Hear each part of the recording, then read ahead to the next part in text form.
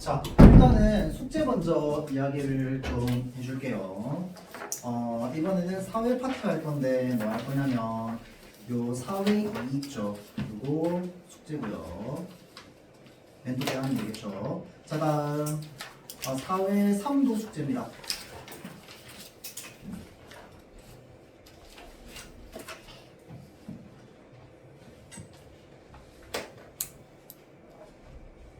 자, 그 다음에 과학 2도 숙제입니다. 이렇게 3개만 할게요. 그렇죠? 3개만. 이렇게 하고 우리 문학교재 한번 봅시다. 자, 그러면 아까 얘기했던 사회 2, 3, 그 다음에 과학 2 이렇게 3개 지문이 숙제입니다. 알겠죠? 그때 하면 되고요. 자, 그 다음에 요거는 우리 지난번에 문학교재 여기 앞에 목차를 한번 살펴보면 요거 운수 좋은 날이라고 하는 소설을 이제 설명 듣고 여러분들 풀라고 했습니다. 자, 그래서 여기 지금 풀려있는 학생도 있고 안 풀려있는 학생도 있을 텐데 일단은 기본적으로 오늘 수업했으니 오늘 수업 때 나오는 숙제 우선으로 하고요. 그 다음에 이제 시간 좀 남으면 지난 시간에 했어야 되는데 안 되어 있는 것들을 또 마무리를 하면 됩니다. 알겠죠? 자, 그래서 운수 좋은 날, 그 다음에 우리 지난번에 했던 먼 후일, 나룻배와 행인까지 전부 숙제입니다. 알겠죠? 아름이는 쌤이 수업 강의 영상을 나중에 톡으로 보내줄 거거든요. 요거를 설명을 해줬는데 설명을 좀 들어야 됩니다. 알겠죠? 그래서 나중에 설명 듣고 필기 좀 하세요. 알겠죠? 자, 그렇게 하고 오늘은 70페이지.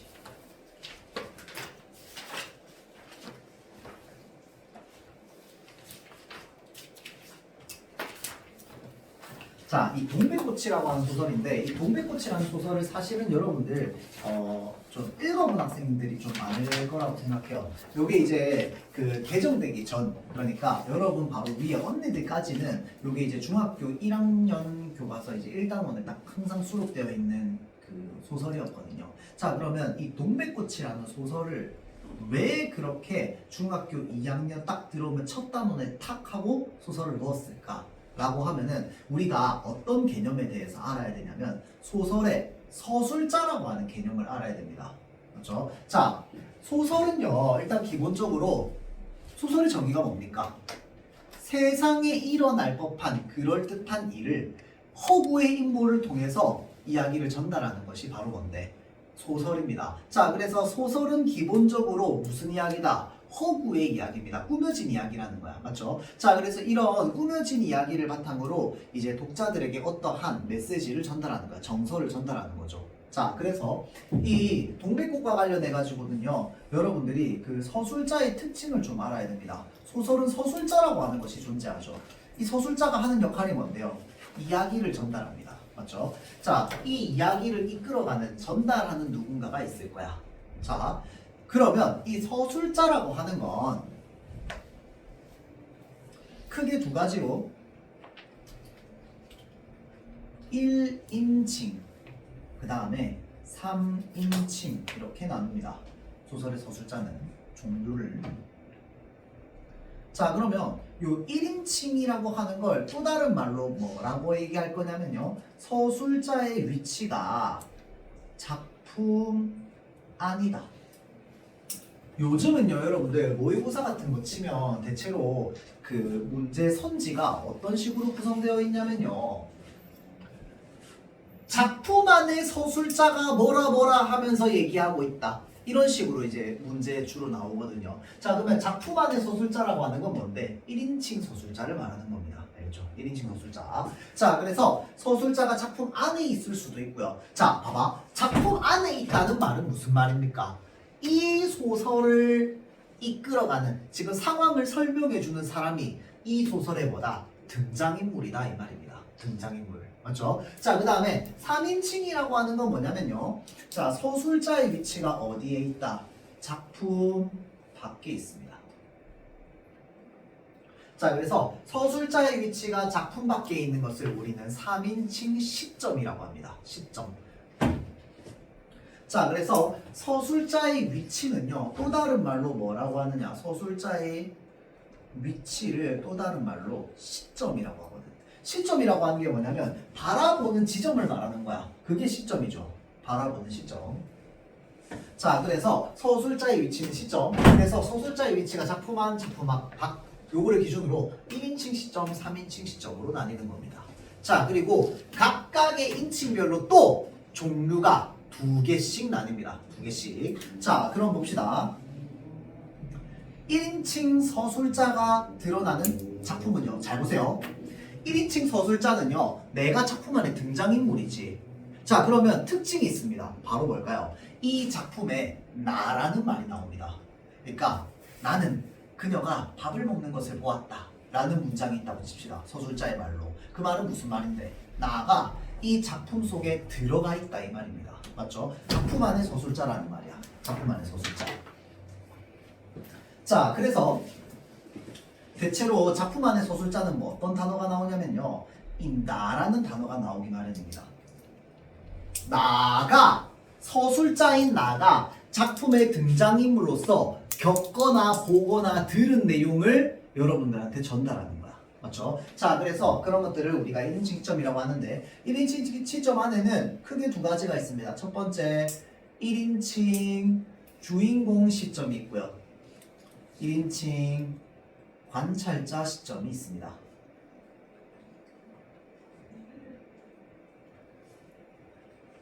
자, 그래서 1인칭 주인공 시점이라고 하는 건요. 내가 서술자이면서 동시에 이야기의 뭡니까? 주인공입니다. 맞죠? 그래서 내가 이 이야기를 막 이끌어가면서 내가 겪었던 일들도 설명해주고 내가 느꼈던 감정도 설명해주고 다 여러분들 독자들에게 전달해주는 거야. 맞죠? 자, 그래서 그러한 특징을 가지고 있고 나에게 일어나는 일들이 전부 이야기 속에 뭐가 됩니까? 사건이 됩니다. 사건. 나에게 일어난 거. 왜? 내가 주인공이니까. 소설은 주인공을 중심으로 흘러가잖아. 맞죠? 소설은 주인공을 중심으로 흘러가기 때문에 주인공에게 일어난 일이 바로 뭐야? 중심 사건입니다. 맞죠? 자, 그래서 이 주인공은요, 사건을 이끌어가는 동시에 사건을 서술하는 역할도 하고 있습니다. 알겠죠? 자, 그래서 작품 안에 나가 이야기 속의 주인공이면 뭐가 되는 거야? 1인칭 주인공 시점이 되는 거야. 맞죠? 자, 그런데 등장은 했어, 내가 작품 속에. 근데 내가 주인공이 아니야. 막 사건이 벌어지는 건 쟤한테 벌어져. 그래서 나는 뭐 하고 있냐면 쟤를 관찰하고 있습니다. 그래서 내가 작품 안에 분명히 존재해. 근데 나는 작품 안에 존재하는 제 친구야. 그래서 친구의 입장으로 얘를 막 보는 거야. 맞죠? 자, 막 보다 보면은 얘가한테 벌어지는 일들이나 이런 걸 누구의 시점으로 보겠어? 관찰자인 친구인 나의 시점으로 보겠지. 맞죠? 자, 그래서 관찰자의 시점으로 주인공에게 벌어지는 일들을 보는 것. 근데 내가 작품 속에 있어. 그러면 이걸 우리는 뭐라고 하느냐? 1인칭 관찰자 시점이라고 합니다. 알겠죠? 1인칭 관찰자 시점. 자, 그러면 1인칭 주인공 시점이랑 관찰자 시점의 큰 차이는 2개입니다. 일단 첫 번째, 내가 주인공이냐 주인공이 아니냐. 맞죠? 그 다음 또 있습니다. 주인공이 아니기 때문에 관찰자는 내가 주인공이 아니기 때문에 무엇을 알 수 없습니까? 주인공의 심리를 알 수 없습니다. 그러니까 제가 무슨 생각인지는 알 수 없어. 제가 무슨 생각인지를 알 수 있는 건 뭐밖에 없어? 관찰자의 눈으로 본 그 사람의 모습밖에 없습니다. 그래서 모습을 바탕으로 관찰자가 내가 생각하는 거야. 쟤 지금 화나 있는 것 같은데? 라고 이런 식으로. 맞죠? 자, 그래서 관찰자 시점, 뭐야? 왜? 또 얘기 안 해주지, 아무도.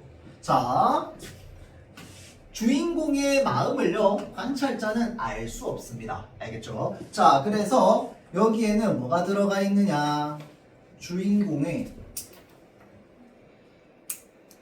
심리가 들어가 있습니다. 반면에 1인칭 관찰자 시점은요, 주인공의 심리가 드러날 수 없습니다. 내가 주인공이 아니니까. 자, 그럼 물어봅시다. 소설의 내용을 쫙 떠올려 봅시다. 우리 시험 쳤는데 달고나 제목이 뭐야 근데?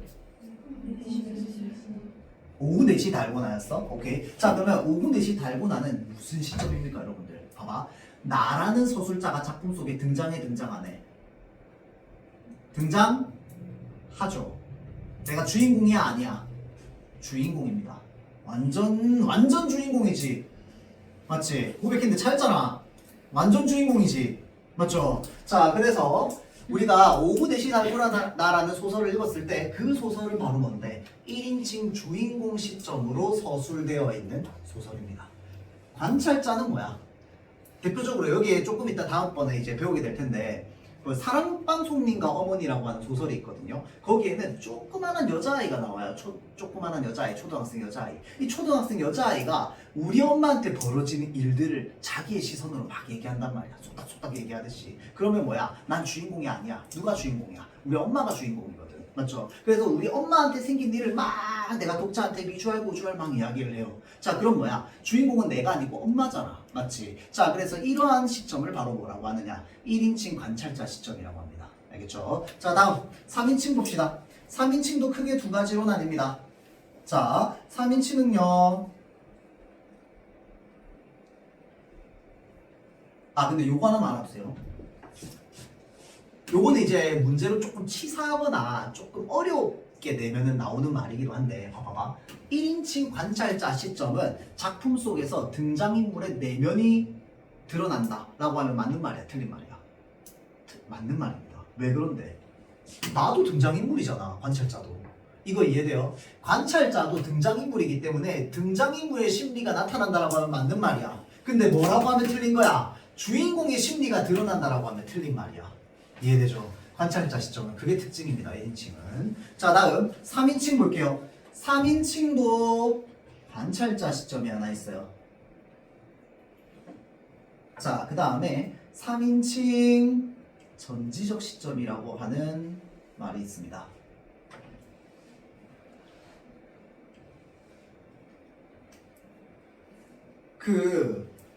여러분들 전지전능하다라는 말 들어봤어요?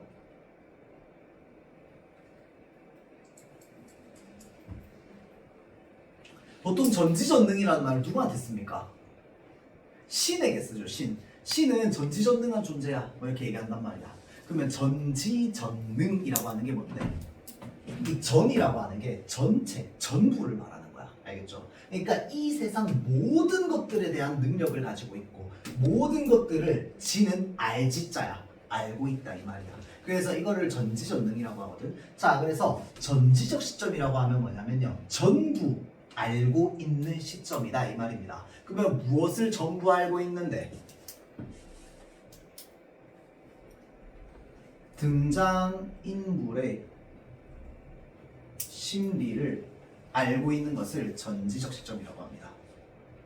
모든 것을 다 알고 있는 거야. 주인공의 마음도 알고 있고 나쁜 사람의 마음도 알고 있고 주인공 친구의 마음도 알고 있고 이런 것들이 우리가 전지적 시점이라고 합니다. 알겠죠? 자, 다음 관찰자 시점은요. 자, 서술자는 작품 안에 있어, 작품 바깥에 있어? 작품 바깥에 있지. 3인칭 시점이니까. 그럼 3인칭 시점이라는 건 어떻게 하는데? 서술자가 나라는 표현을 안 써. 작품 끝까지 읽어봐야 알겠지. 맞죠? 자, 그래서 안 쓰네? 그러면 뭐야? 3인칭 시점이야. 3인칭 시점인데 등장인물의 심리가 단 한 명도 나오지 않아. 그러면 이거는 무슨 시점이다? 3인칭 관찰자 시점이라고 합니다. 자, 그래서 등장인물의 심리가 드러나지 않습니다. 단 한 명도 드러나면 안 돼요. 단 한 명도. 이 얘기를 왜 하느냐? 쌤, 그러면 등장인물이 한 5명 나오는 소설이 있어요. 근데 서술자가 작품 밖에 있어요. 근데 소설을 읽어봤더니 심리는 주인공의 심리만 나와요. 그럼 이거 전지적이에요? 관찰자예요? 뭡니까? 무조건 전지적입니다. 왜? 단 한 명도 안 나와야 돼. 3인칭 관찰자 시점은. 알겠죠? 한 명이라도 나온다? 전지적 시점입니다. 왜? 전지적인 서술자가 선택해가지고 얘만 알려주는 거야, 여러분들한테. 재미를 위해서. 무슨 말인지 알겠죠? 자, 그래서 우리가 그걸 뭐라고 하냐면 선택적 전지적 시점이라고 합니다. 요거 이제 고등학교 1학년 교과서에 이제 나오거든요. 선택적 전지적 시점이라고 해서. 그래서 뭐로 판단해야 되냐면요, 여러분들은 머릿속에 어떤 새로운 작품을 읽어 내가 생판 몰라, 또는 원래 어떤 소설이 있는데 보통 중학교 2학년 수시험에서 뭘 하냐면요, 선생님이 똑같은 소설 내용을요 서술자를 바꿔가지고 새로 씁니다, 선생님이. 그래가지고 막 이렇게 보여주는 거야. 그래가지고 이렇게 구성되어 있는 소설의 특징이랑 본문이랑 비교를 많이 시켜요. 무슨 말인지 알겠죠? 그럼 본문은 달고나 기준으로 본문을 예를 들어서 저기 뭐냐 1인칭 주인공 시점이었잖아. 그치? 그 주인공 친구 이름 뭐였냐? 그 저기 남자애랑 희덕거리던 애. 뭐라고요? 귤이었어요. 자 그러면 주인공 이름 뭐였어요? 아 맞다 서유리 맞아요. 자 주인공은 서유리야. 차 있는 애니까. 근데 귤이의 시점으로 만약에 이야기를 읽는다고 생각해봐봐. 자 그러면 귤이의 시점에서 이야기를 막 소술해. 그러면 어떤 내용 나오겠어? 서유리 쟤는 왜 급식실에 가가지고 이거 김치 하고 있지? 뭐 이러면서 막 아유 서유리 참 착하다 뭐 이러면서 막 생각할 거 아니야. 맞죠? 자 그러면 이거는 관찰자의 입장으로 서유리를 보는 거잖아. 맞죠? 자 그래서 이 관찰자의 입장으로 바꿔가지고 선생님이 막 이렇게 해가지고 보는 거야. 그러면 1인칭 주인공 시점과 1인칭 관찰자 시점을 이제 그 공통점 차이점 해가지고 막 하거나 아니면 선지 가지고 막 구성하겠지. 지금 이제 등장인물이 이제 자신의 심리를 드러내면서 이야기를 이끌어 나가고 있다. 뭐 이런 식으로. 맞죠? 자, 이런 식으로 문제를 구성하는 거야. 자, 그렇게 할 때 선생님이 새로 쓴다. 아니면 내가 생판 처음 보는 소설을 읽는다. 그러면 판단 기준을 어떻게 가져야 되냐? 그냥 OX로만 가지면 됩니다. 알겠죠? 어떻게 일단 첫 번째 OX로 나눠. 서술자의 위치가 작품 아닌가 작품 바깥인가? 나라는 표현이 나오는가 안 나오는가로 뭘 나누는 거야? 일단 1인칭, 3인칭 갈라요. 이게 우선이 돼야 돼. 얘 먼저 찾고 이거 생각하면 안 됩니다. 알겠죠? 얘 먼저 생각해야 되는 거야. 맞죠? 그럼 얘 먼저 생각해. 판단 기준 첫 번째. 자, 그래서 예를 들어서 1인칭이라는 게 판명 났어. 소설에서. 그러면 뭐 찾아야 돼? 나라는 말이 나온다는 뜻이잖아. 그럼 이제 뭐 찾아야 될까요? 내가 주인공인지 아닌지 찾아야 됩니다. 사건을 이끌어 나가는 본체인지 아닌지를 찾아야 돼요. 왜? 어차피 심리는 나오잖아. 맞지? 서술자의 심리 나오고 이것도 서술자의 심리 나와. 근데 관찰자의 입장으로서 서술자의 심리가 나오는 거잖아. 맞죠? 자, 그러니까 무엇의 여부를 따진다? 주인공의 여부를 따집니다. 주인공의 여부를 따져요. 이 사이에서. 여부는 OX다. 그쵸? 자, 그래서 주인공 여부를 따져서 얘네 둘을 갈라주는 겁니다. 1인칭이라는 게 판명 났으면. 이해되죠? 자, 읽어봤더니 작품 안에 서술자가 없어. 나라는 표현이 한 번도 안 나와. 그러면 지금 서술자는 작품 밖에 있는 겁니다. 맞죠? 자, 서술자가 작품 밖에 있다고 판명 나잖아요. 그럼 이제 요거 두 개는 무엇으로 가르면 될까요?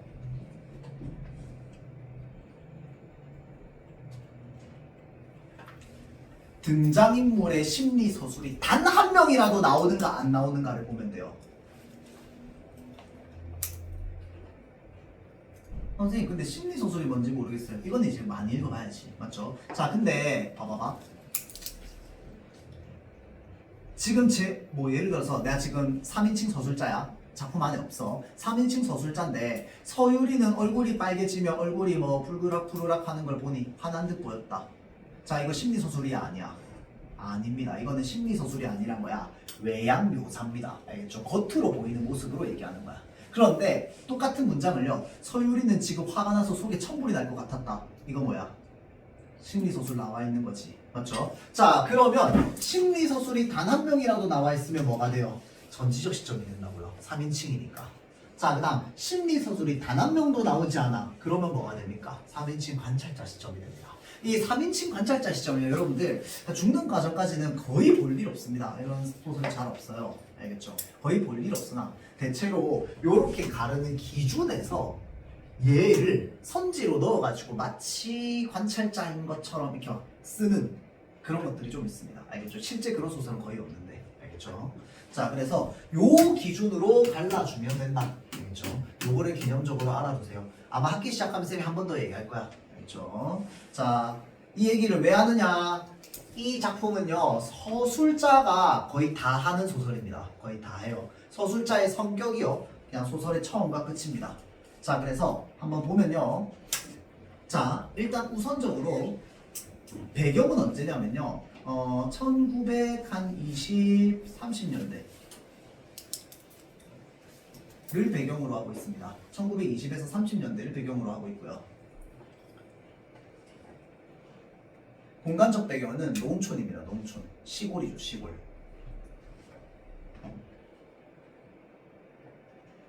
자, 그 다음 요거를 읽기 위해서 우리가 배경지식적으로 알아야 돼야 되는 단어가 하나 있는데요. 바로 뭐냐면 마름이라는 계층입니다. 마름이라는 계층. 이 마름이 빼짝 말랐다. 그 드라이 아니고요. 알겠죠? 자, 마름이라고 하는 계층이 있는데요. 이 마름이라고 하는 사람은 기본적으로 어떤 사람이냐면 그냥 쉽게 얘기하자면 땅의 중간 관리인입니다. 땅의 중간 관리인이 무슨 말이에요? 자, 땅의 중간 관리인이 뭐냐면요. 예를 들어서 지주가 있습니다. 지주는 땅 주인이죠. 땅 주인이 있는데요. 어마어마하게 부자야. 땅이 엄청 많아. 자, 그러면 이 넓은 땅을 우리가 다 농사 지을 수 있어요? 없을 거 아니야. 그래서 이 땅을 어떻게 하느냐? 좀 떼가지고 땅 없지? 그 내가 땅 좀 줄 테니까 혹시 우리 이 땅에 농사 좀 지을래? 네, 좋아요. 열심히 농사 지어요. 그럼 이제 계약을 한 겁니다. 맞죠? 계약을 해서 이 사람이 내 땅에다 열심히 농사를 지어요. 그러면 이제 막 쌀이 날 거 아니야. 그럼 이제 나중에 쌀 수확하면 어때? 한 7대3 이렇게 나누는 거야. 고마워. 나 한 7 가지고 너 한 3 가져. 이거 너 이제 너네 식구 1년 동안 먹으면 돼. 라고 마치 월급처럼 또는 이제 연봉처럼 이렇게 주는 거야. 자, 그래서 마치 급여를 받는 것처럼 내 땅에서 농사 짓는데 서로 나누는 거죠. 맞죠? 자, 그래서 우리는 그 사람을 뭐라고 하냐면요. 소작인이라고 합니다. 작은 농사 짓는다는 말이거든. 작은 농사 짓는다는 말이야. 자, 그래서 작게 농사 짓는 사람이라고 해서 소작인이라고 합니다. 땅 넓게는 못 가지고 집이 가난해가지고 내가 땅 좀 떼주면은 그 떼준 땅 받아가지고 거기서 열심히 농사 지어가지고 거기서 난 쌀 이 땅 주인이랑 나눠가지고 이제 1년 동안 먹고 사는 거야. 자, 그런데 내가 그냥 부자가 아니었어. 알고 보니까 어마어마한 부자였어. 엄청나게 땅이 많아요. 그래서 소작인이 한두 명이 아니야. 이 땅 떼주고 저 땅 떼주고 내가 거느리고 있는 소작인만 100명이 넘어요. 이거 땅 다 관리할 수 있어 없어?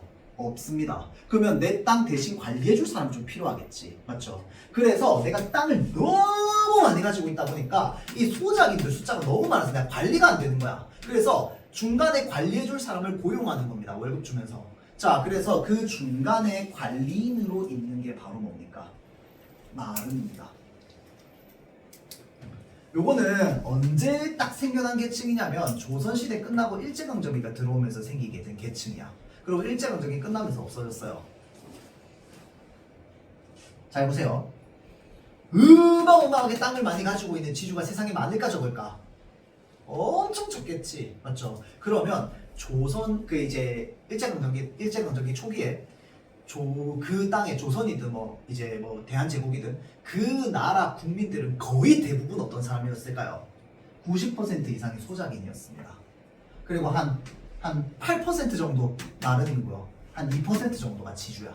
무슨 말인지 알겠죠? 자, 그러니까 거의 대부분의 사람이 소작인이라면 소작인은 마름한테 막대하면 될까요? 안 될까요?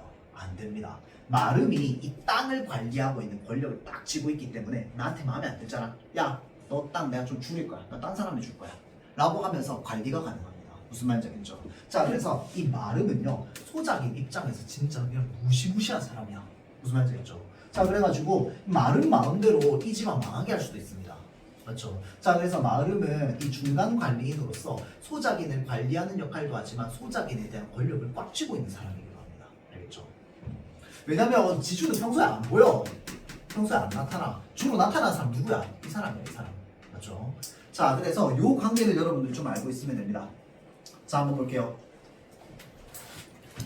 오늘도 또 우리 수탉이 막 쪼이었대요.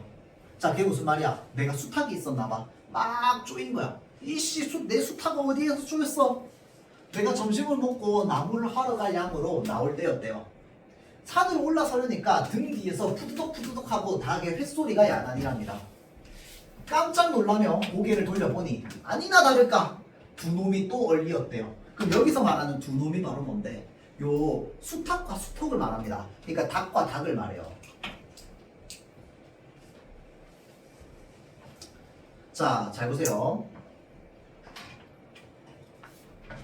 여기에 지금 내가라고 되어 있으니까 나와 안 나와?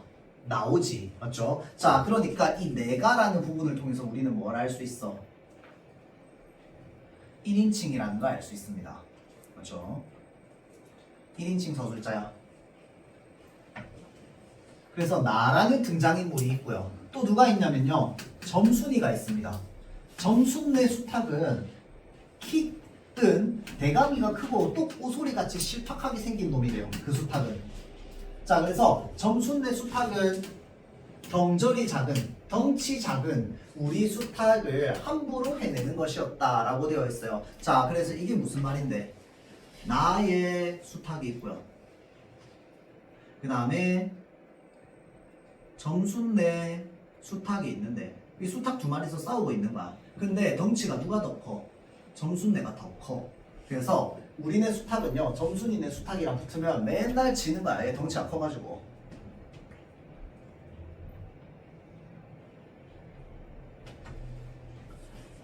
그것도 그냥 해내는 것이 아니라, 그냥 싸움 붙이는 것이 아니라 푸드덕하고 면두를 쪼고, 이 면두 이제 이 면상을 말하는데, 그러니까 점순의 수탉이 우리 수탉 뭐 얼굴을 막 쪼고 있는 거야. 막 가슴이 찢어지는 거죠.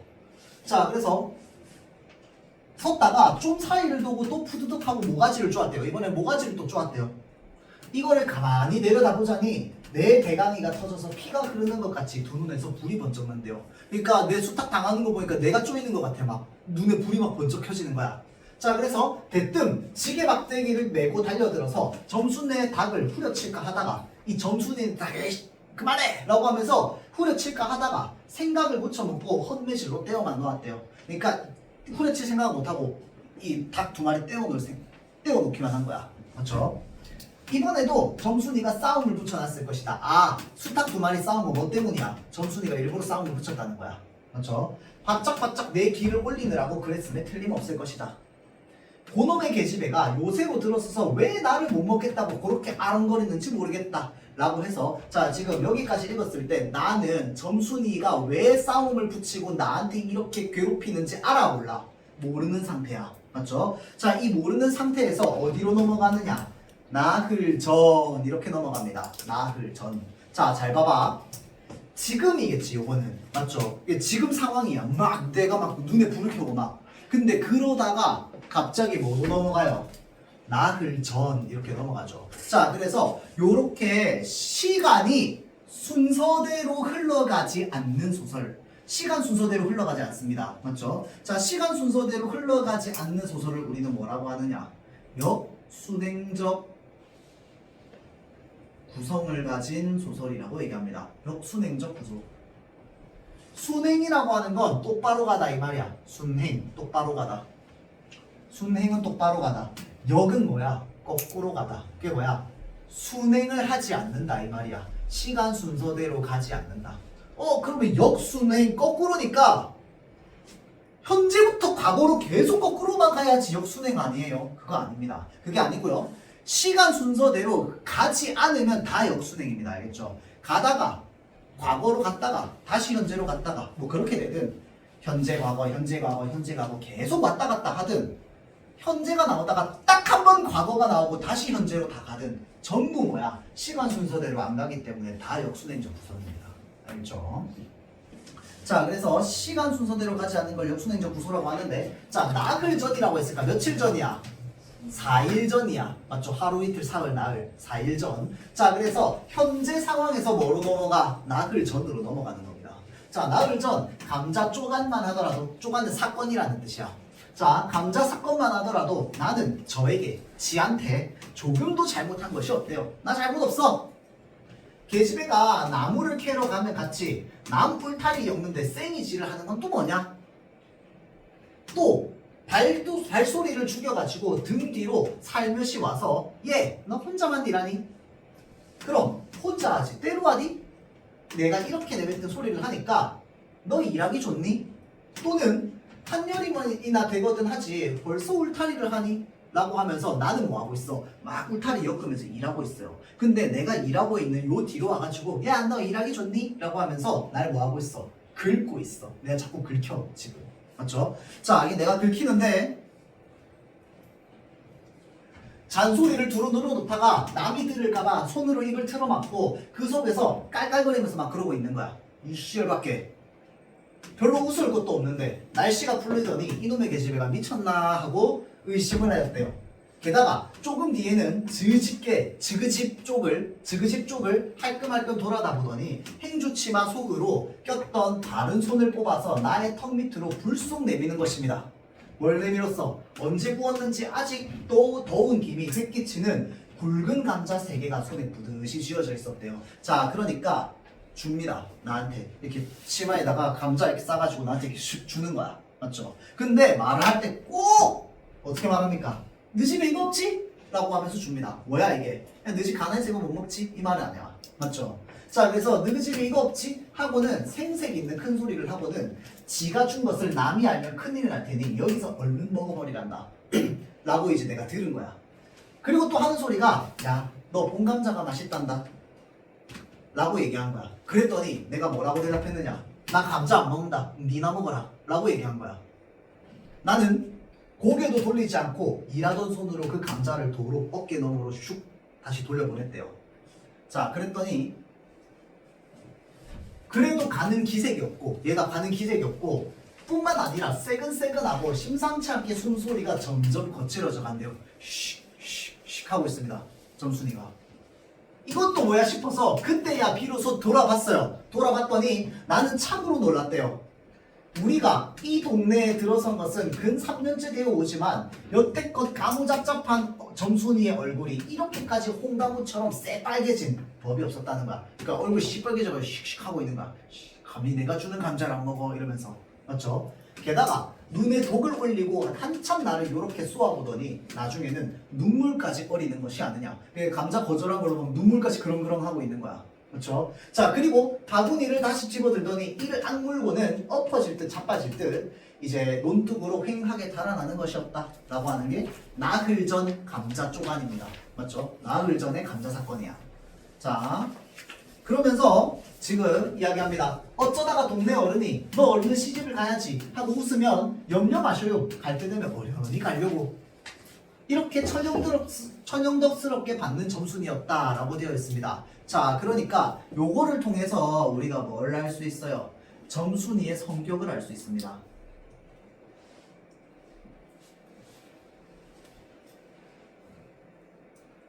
점순이의 성격은 어떤데? 굉장히 솔직하고 그 다음에 능청스럽습니다. 그러니까 동네 어른이 야 너 시집 안 가니? 라고 하면 점순이가 뭐라고 얘기하는 거야? 아, 갈 때 되면 가겠지요 이러고 있는 거야. 그게 뭐야? 약간 10대 이 소녀가 보이기에는 굉장히 좀 능청스럽고 굉장히 좀 약간 그 걸크러쉬 같은 그런 느낌이 좀 있습니다. 맞죠? 여기 심지어 1930년대잖아. 맞지? 자, 그래서 원래 부끄러움을 타는 계집애도 아니거니와 또한 분하다고 눈에 눈물을 보일 얼병이도 아니라는 거야. 분하면 차라리 나의 등어리를 바구니로 한번 모질게 후려세리고 달아날지언정. 이게 평소 점순이의 성격이었다는 거지. 근데 갑자기 뭐 하는 거야? 씩씩 하면서 얼굴 빨개져가지고 울고 있는 거야. 맞죠? 자, 그런데 고약한 그 꼴을 하고 가더니 그 뒤로는 나를 보면 잡아먹으려고 기를 뽁뽁 쓰는 것이다. 그때부터 이제 날 괴롭히기 시작하는 거야. 맞죠? 자, 그래서 서로 주는 감자를 안 받아 먹은 것이 신뢰라고 하면은 그냥 주면 주었지. 여기 뭐라고 돼 있어? 너 집에 이거 없지? 라고 얘기하는 것도 뭐냐는 거야. 그렇지 않아도 여기 뭐라고 돼 있어? 저희는 마름이고 우리는 그 손에 배제를 얻어. 배제가 뭐냐면 이 마름이랑 소작인이 서로 계약한 계약서입니다. 알죠? 그래서 이 계약서에 이제 뭐가 있냐면 땅을 얻어서 농사한다라고 하는 내용이 나와 있거든. 자, 그러니까 자, 잘 보세요. 저희는 누구를 말하는 거야? 점순이네를 말하는 거지. 는 마름이고 우리는 우리 가족이겠죠.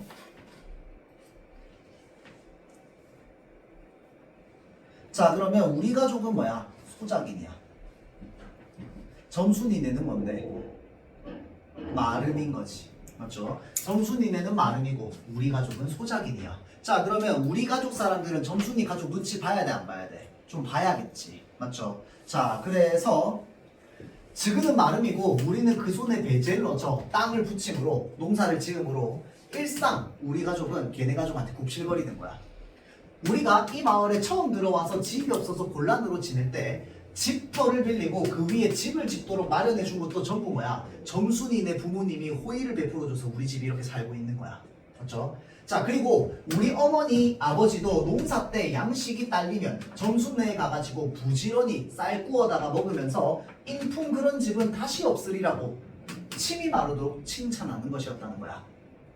그러면서도 17씩이나 된 것들이 수근수근하고 붙어다니면 동네 소문이 사납다고 주의를 준 것도 또 어머니였다는 거야. 그러니까 어머니가 뭐야? 야, 우리한테 진짜 고마운 집안이니까 너 저 집안 딸이랑 절대 엮이면 안 돼. 그럼 우리 집 쫓겨나! 라고 얘기하는 거지. 맞죠? 자, 생각해보면 여자 집안에서 그때 당시에 이제 어느 정도 그 마름이랑 소작이는 계층 차이가 있단 말이야. 맞죠? 근데 마름의 집안 딸이 부모님이 내 딸을 소작인 이 사위한테 결혼시키고 싶을까? 아닐 거 아니야. 맞지? 그러니까 너네 혹시나 소문나면 우리 집 쫓겨나니까 너 절대 점순이랑 붙어 다니지 마 라고 어머니가 막 나한테 주의를 준 거야.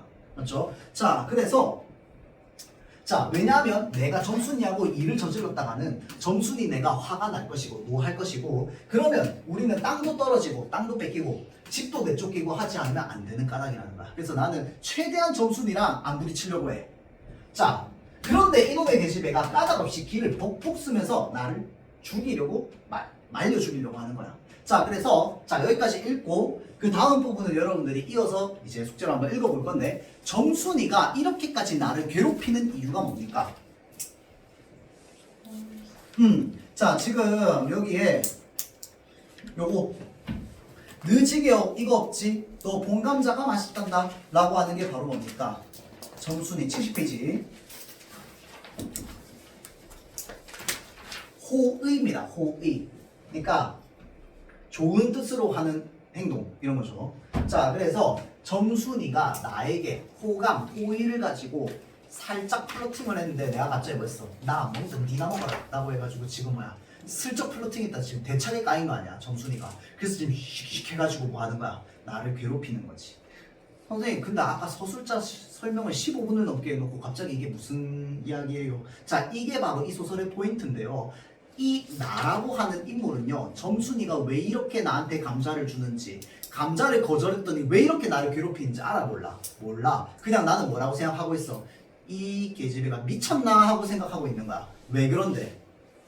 점순이의 마음을 모르기 때문입니다. 자, 점순이의 마음을 모르는 이유가 뭔데? 나의 성격 때문입니다. 나의 성격은 어떤데요? 굉장히 어리숙하고 순수합니다. 점순이는 굉장히 솔직하고 대범하고 굉장히 어른스럽고 성숙한 성격이란 말이야. 그래서 플러팅을 먼저 한 거야. 근데 내가 아직 애야, 애. 그래가지고 이 계집애가 미쳤나라고 하면서 그것만 생각하지 얘가 날 좋아할 거라고는 생각도 못하는 거야. 맞죠? 자, 그러니까 이 나라는 인물이 어리숙하고 순수하다 보니까 이 세상 사람들 다 알아. 여러분들 부모님도 알아. 점순이가 나를 좋아한다는 거. 왜? 여러분들 부모님 돈 내고 다 읽었을 테니까. 맞죠? 대한민국 사람이라면 점순이가 나를 좋아한다는 거 다 알아. 한 명만 빼고. 누구만 몰라? 지만 몰라. 맞지? 자, 그러면 세상 사람 다 아는데 지만 모르면 웃겨 안 웃겨? 웃기지. 얘가 너무 무식해 보이고 웃겨 보일 거 아니야. 자, 그래서 이 나의 성격이 굉장히 어리숙하고 순수하기 때문에 우리는 보면서 무슨 생각을 해? 으이, 이 등신 같은 놈. 이것도 못 알아채고 라는 생각을 하겠지. 그러면서 기가 차네 라고 하면서 웃음도 좀 유발될 거고. 맞죠? 자, 그래서 이것을 통해서 이 소설에서 뭐가 만들어지냐면요, 해학성이 만들어집니다. 해학이 뭔데요?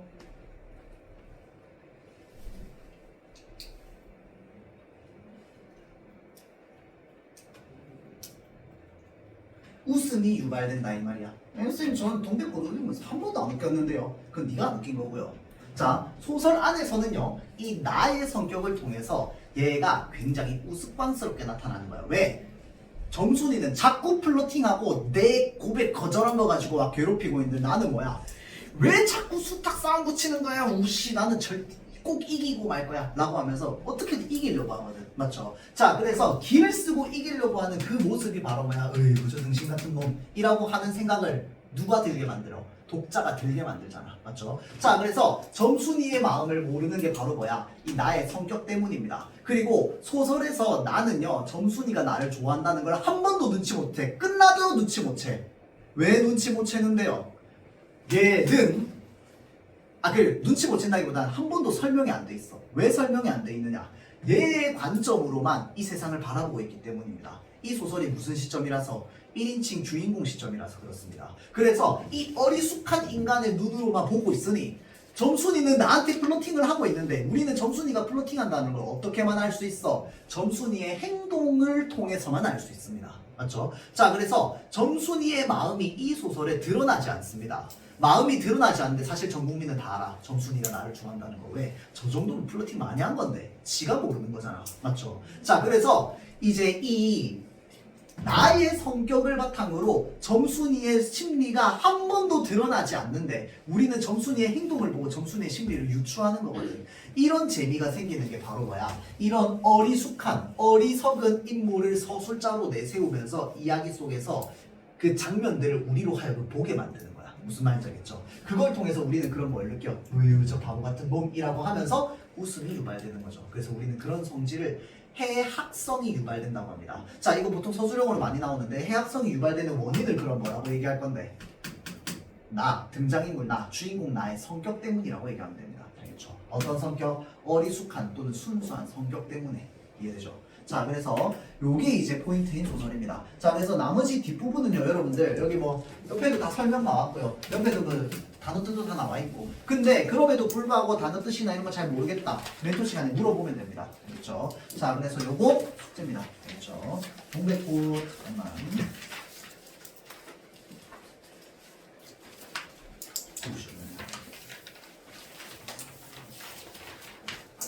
요거 숙제고요.